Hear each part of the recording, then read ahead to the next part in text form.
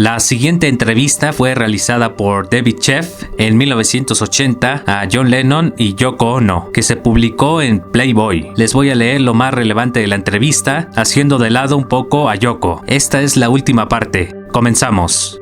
Y los dos fuman como chimeneas. La gente que sigue el macrobiótico no cree en los extremismos, aunque se lo tome como una racionalización de mi hábito. Le diré que los macrobióticos no creemos que fumar sea perjudicial. Claro, si nos morimos, será que estábamos equivocados. Sigamos tentando su memoria con las canciones. ¿Qué me dice de Ed Jude, la canción de Paul? Él dijo que la había escrito por Julian. Sabía que yo iba a romper con Sin y dejar a Julian. Él iba a verlo, para saludarlo, pues había sido como un tío para él, y se le ocurrió Ed Jude. Pero a mí siempre me ha parecido una canción que iba dirigida a mí, aunque ahora parezco uno de esos fans que están encontrando cosas en las letras. Pero mire, Yoko acababa de aparecer en escena, y él dice, Ed Jude, Ed John, es lo que estaba diciendo subconscientemente. Adelante, abandóname. En un nivel consciente no quería que yo siguiera adelante. Su mitad angelical nos decía, les doy mi bendición, pero a su mitad demoníaca no le gustaba nada, porque no quería perder un compadre. ¿Qué me dice de Because? Estaba sentado en el sofá, escuchando cómo Ono interpretaba la sonata Claro de Luna de Beethoven. De repente le dije, ¿puedes tocar esos acordes al revés? Lo hizo y escribí Because sobre ellos, y la canción suena como la sonata. La letra es clara. Nada de tonterías, nada de imágenes raras, nada de dobles sentidos. Give peace a chance. Lo único que estábamos diciendo es que le dieran una oportunidad a la paz. ¿Era realmente una composición de Lennon y McCartney? Cuando teníamos 15 años, Paul y yo hicimos un trato. Nunca fue una cosa legal, sino un simple acuerdo. Decidimos escribir juntos, y que siempre pondríamos los nombres de los dos, pasara lo que pasara. ¿Qué me dice de Do You Want to Know a Secret? La idea me vino de una canción que mi madre me cantaba cuando tenía 1 o 2 años, cuando aún vivíamos juntos. Era una vieja película de Disney. Escribí la canción y se la di a George para que la cantara. Creía que sería buena para él, porque solo tenía 3 notas, y él no era el mejor cantante del mundo, ni mucho menos. Desde entonces ha mejorado mucho, pero en aquella época carecía de habilidad. Se la di para que pudiera lucirse un poco. Ese es otro motivo por el que me dolió su libro. Incluso me preocupé por conseguir que le dieran la cara B de un sencillo de The Beatles, pero no había tenido una cara B hasta que le di esa. Con Something fue la primera vez que logró una cara A, porque Paul y yo siempre escribíamos las dos caras. Y no era porque no lo dejáramos, sino porque su material no llegaba a la altura necesaria. Me cuidé de que también tuviera la cara B de Something para que recibiera el dinero. Y esas son las pequeñas cosas de las que no se acuerda. Me sabía mal que George y Ringo no obtuviera nada en concepto de derechos de autor. Cuando llegó la oportunidad de darle a cada uno el 5% de la McLean, los consiguieron por mí. No fue gracias a Clint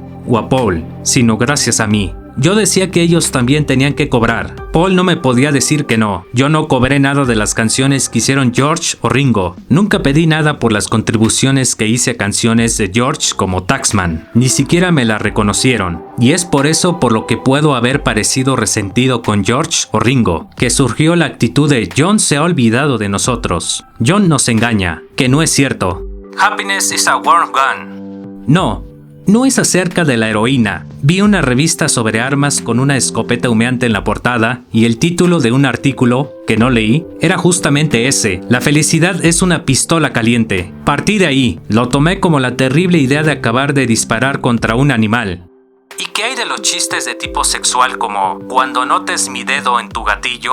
Bueno, era el comienzo de mi relación con Yoko. Y en aquel entonces yo estaba muy metido en la sexualidad. Cuando no estábamos en el estudio, estábamos en la cama. ¿Qué es esa alusión a la Madre Superiora? Llamo a Yoko Madre o Madame, en plan de broma. El resto no tiene nada que ver, son tan solo imágenes de ella. Across the Universe. The Beatles no grabaron bien esa canción. Pensé que Paul estaba tratando subconscientemente de destruir todas mis grandes canciones. Solo hacíamos experimentos con mis mejores composiciones, como Strawberry Fields, que siempre pensé que estaba mal grabada. Funcionó, pero no fue lo que pudo haber sido. Sin embargo, lo cierto es que yo lo permití. Nos pasábamos horas haciendo una limpieza minuciosa y detallada de las canciones de Paul, pero cuando llegamos a las mías, especialmente a una gran canción como Strawberry Fields o Across the Universe, entonces aparecía un ambiente de relajamiento de experimentación. ¿Sabotaje? Sabotaje inconsciente. Me hacía mucho daño. Paul lo negará. Pone una cara inescrutable y dice que tal o cual cosa nunca sucedió. Es a esto a lo que me refiero cuando digo que yo siempre veía las cosas que estaban sucediendo y empezaba a pensar, bueno, quizás sea paranoico, pero no era eso. Era una enorme verdad. Lo mismo sucedió con Across the Universe. La canción nunca fue interpretada como se debía. Afortunadamente, la letra habla por sí sola. Getting Better. Es una forma de escribir como cuando se hace un diario. Todo eso de solía ser cruel con mi mujer, le pegaba y la mantenía apartada de las cosas que le gustaban. Era realmente yo. Yo solía ser cruel con mi mujer, de un modo físico, de cualquier mujer. Pero sus canciones contienen mensajes. Lo único que estamos diciendo es, esto es lo que nos está sucediendo. Estamos enviando postales. No quiero que se convierta en nosotros somos los iluminados. Ustedes son los borregos que tienen que ser guiados. Este es el peligro que se corre cuando se dice algo, especialmente cuando quien lo dice es usted. Escuche, no hay nada malo en seguir ejemplos. Podemos tener figuras favoritas y gente a la que admiramos, pero no necesitamos líderes. No sigan a los líderes. Vigilen los parquímetros. Está citando a uno de sus colegas, por así decirlo. ¿Le resulta molesto que Dylan se haya convertido al cristianismo? No quiero hablar de eso, sea cual sea el motivo por el cual haya hecho eso. Es una cosa personal suya y necesita hacerla. Pero todo el asunto de la religión sufre mucho del espíritu mesiánico. Se habla demasiado de ser soldados de Cristo, de marchar en filas prietas y convertir a los infieles. Yo no promociono el budismo porque no soy budista, como tampoco soy cristiano. Pero hay una cosa que admiro en esa religión. No es proselitista. ¿Usted fue fan de Dylan? No.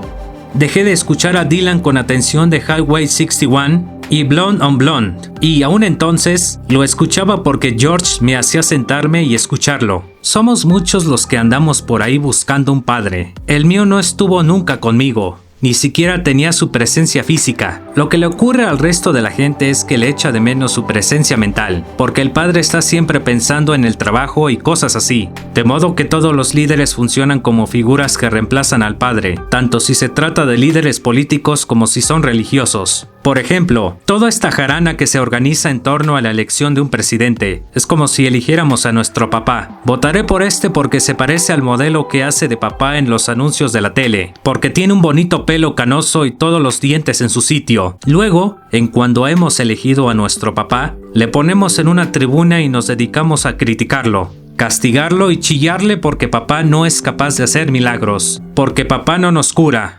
Es decir, que Janab fue un padre para usted. ¿Ha habido alguno más? El Maharishi fue para mí una figura paterna. Elvis Presley quizás lo fuera. No sé. O Robert Mitchum. Cualquier imagen de varón puede funcionar de figura paterna. Y ninguna de ellas te perjudica hasta el día en que les pides que te den la receta mágica para la vida. Lo que suele ocurrir es lo siguiente. Llega alguien y dice algo que es una gran verdad. Pero en lugar de fijarte en esa verdad, te fijas en la persona que la ha dicho. En lugar de adornar el mensaje, adoramos el mensajero. Por eso todos los movimientos o religiones, desde el cristianismo y el islamismo hasta el budismo, el confucianismo, el marxismo o el maoísmo, nunca están inspirados en lo que dice una persona, sino en la persona misma. Revolution. Grabamos esa canción 2 veces. The Beatles estaban sintiendo una verdadera tensión sobre ellos. Yo hice la versión lenta y quería que fuera publicada como sencillo, como una declaración de The Beatles frente a la guerra de Vietnam y frente a la revolución. Durante años, en las giras de The Beatles, Epstein nos había impedido decir algo acerca de Vietnam y de la guerra, y no permitía que nos hicieran preguntas al respecto. Pero, en una gira yo dije, voy a hablar sobre la guerra, no podemos seguir ignorándola. Deseaba firmemente que The Beatles hablara de eso. En la primera canción de Revolution, George y Paul se mostraron resentidos y dijeron que no era lo bastante rápida. Si se piensa en lo que constituye un disco de éxito y lo que no, quizá tuvieran razón, pero The Beatles se podrían haber permitido el lujo de sacar como sencillo la versión lenta de Revolution, la que permitía entender la letra, fuera un disco de oro o un disco de madera. Pero sucedía que estaban muy alterados porque era la época de Yoko, y yo volví a ser tan creativo y dominante como al principio, después de pasar un par de años muy mustio. y eso derrumbó el castillo de naipes. Yo volví a estar despierto y eso era algo que no podían soportar. ¿Fue la inspiración de Yoko? Ella me inspiró todo ese impulso creador. No es que inspirase todas esas canciones, es que me inspiraba a mí. La declaración de Revolution es mía, y la letra sigue siendo válida hoy en día. Sigue siendo lo que yo pienso en política. Quería ver un plan. Eso es lo que acostumbraba a decirles a Abbie Hoffman y Jerry Rubin. Que no contasen conmigo si había violencia. Que no esperaran verme en las barricadas, a no ser con flores. ¿Cómo sueña usted que serán los años 80, John? Bueno, que cada quien tenga su sueño. Ese es el mensaje de los Beatles y el de Yoko. Esto es lo que quiero decirle yo a la gente. Produzcan su propio sueño. Si quieren salvar Perú, pues ir a hacerlo. Pueden hacer lo que sea, con tal de que no esperen que los líderes lo hagan por ustedes. No esperen que Jimmy Carter, o Ronald Reagan, o John Lennon, o Yoko Ono, o Bob Dylan, o Jesucristo lo hagan por ustedes. Cada uno tiene que hacerlo por sí mismo. Esto es lo mismo que han estado diciendo los grandes maestros y las grandes maestras a lo largo de la historia. Ellos no pueden hacer más que dejar unos carteles indicadores del camino en esos libros llenos de instrucciones y consejos que la gente adora sin detenerse a leer ni a ponerlos en práctica. No hay nada nuevo bajo el sol. Todos los caminos llevan a Roma y nadie puede hacer por otro lo que ese otro desea para sí. No puedo despertarlos. Tienen que despertar ustedes mismos. No puedo curarlos. Tienen que curarse ustedes mismos. ¿Qué es lo que le impide a la gente aceptar este mensaje? El miedo a lo desconocido. Cuando se teme lo desconocido, se acaba persiguiendo sueños, ilusiones, guerras, paz, amor, odio, y todos son quimeras. Hay que aceptar lo desconocido, perder el miedo y el resto es sencillo. ¿Queda claro? Suscríbete para estar al pendiente de videos como este. Mi nombre es Mario y este es el canal Mo. Nos vemos en el próximo video.